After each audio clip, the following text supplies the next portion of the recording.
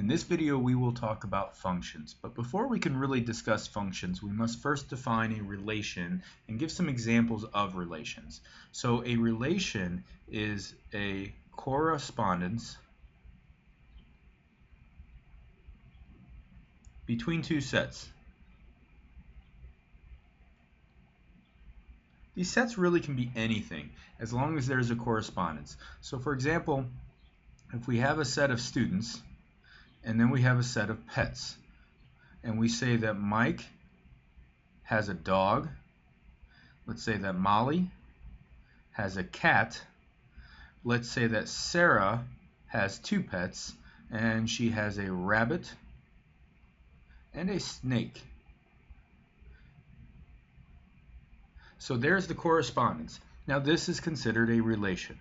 Another set of correspondence or another relation could be defined in terms of your x and y values. And we would say that it would be our domain and our range. So our domain would be our corresponding x values and our range would be corresponding y values. So let's say I have 2, 3, 4, and 5, and then I have 6, 7, 8, and 9 in my range.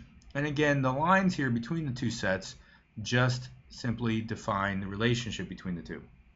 One more quick example, again using ordered pairs or domain and range. If I have these x values, let's say 2 and 3, with these y values, let's say 5, 6, 7, and 8, this is also considered a relation. So a relation is very broad and can be defined in many different ways, or can be represented, I should say, in many different ways, because it's just simply the correspondence between two sets. The sets can be anything, and the correspondence can be any which way. It doesn't really matter.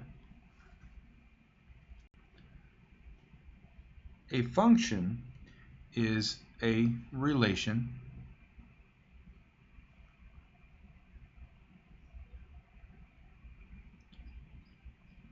where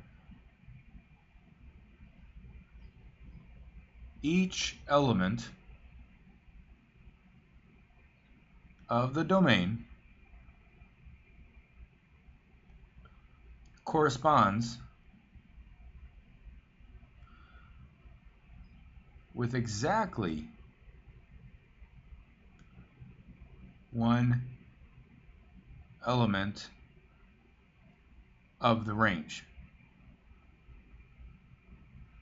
So back to your examples of a relation, some of those relations we defined were functions and some were not. Let's go back to the student and pet example. So if I have my students and I had Mike,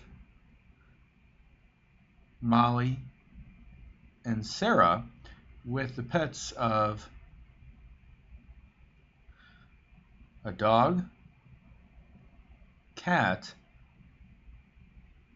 snake, and rabbit, and this was the correspondence, because Sarah has two pets, Sarah would be in the domain, the pets would be in the range. Because Sarah has two pets, this actually does not define a function. So it was a relation, but not a function. So let me write out some more relations and we'll determine whether they are in fact functions. So if I have my x and y values in my domain and range, if I have 2, 3, 4, and 5 paired with 6, 7, 8, and 9, this would be considered a function because every element of the domain has exactly one element, corresponds with exactly one element of the range. So this is a function. Let me put up two more. So we have the domain and the range with x and y.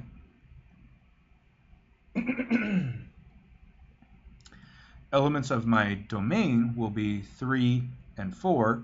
Elements of my range will be 6, 7, and 8. Let's say 3 is paired with 6 and 7, 4 is paired only with 8. This is not a function because 3 is paired with two elements of the range, so not a function. One more quick example, again going back to domain with my x values and range with my y values. If I have, say, 6, 7, 8, and 9, and the outputs I have 4 and 2, and I have this correspondence, that actually is okay. That is a function because the 6 is paired with exactly one element of the range, the 4. It doesn't matter that it shares that correspondence with 7. So it doesn't matter that they are both compared with the same exact element of the range. It matters only that 6 has one and only one element in the range. Going back to the previous example, because 3 has 2 elements in the range, that's why it was not a function. But if you have 6 and 7 paired or 8 and 9 paired with the same element, it doesn't matter. In fact, they could all be paired with the exact same element and it still wouldn't matter as long as they're not paired with 2 elements in the range. Now we must determine whether an equation is a function. Think of equations as the relationship between the input value and the output value. So in other words, the equation is the relation. Equation can be anything as long as it's the relationship between the input value and the output value. But not all equations are functions because not all equations are going to satisfy that functional relationship. So the first thing we need to do to determine if an equation is a function is we have to solve the equation for y. The second thing we need to do is determine if x corresponds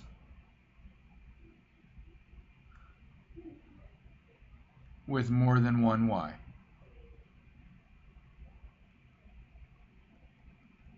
So the first problem we have here is y is equal to x squared. So if you put in a number for x, will you get more than one output for y? If you put in 5, 5 squared is equal to 25, so your output, your ordered pair will be 5, 25. Will you ever get an input that will give you more than one output? And the answer is no. So this is a function. No matter what input you put in, 0, positives or negatives, fractions, decimals, it doesn't matter. You will always get exactly one output for y. The second equation needs to be solved. So the first thing we will do is square root both sides. So now we have y is equal to plus or minus the square root of 1 plus x squared. From here we ask ourselves again, if we put a number in for x, will we get more than one number out for y? And the answer is yes. And the hint is the fact that there is a plus or minus. So to give you a quick example of that, if you were to put in a value, let's say 2, so then you would have 2 squared is 4, 4 plus 1 is 5. So you'd have y is equal to plus or minus square root of 5.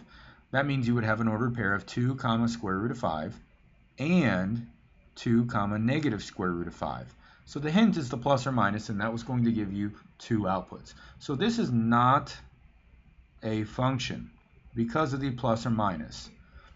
Number 3 is somewhat similar to the first problem in the sense that if we put a number in for x in both the numerator and denominator, is there any way to get an output of 2 values for y? And the answer is no. There's no possible way. Again, just to give you a quick example, if we put in 0, you'd have 3 times 0 minus 1 over 0 plus 2, which will give you negative 1/2. So the ordered pair would be 0 comma negative 1/2. And this will give you one output, and all values of x will give you one output. So this is a function. I know that's tough to do, but you have to mentally picture, will any value for the input give you more than one value for the output? And there are some subtle hints, like example with number 2, the plus or minus.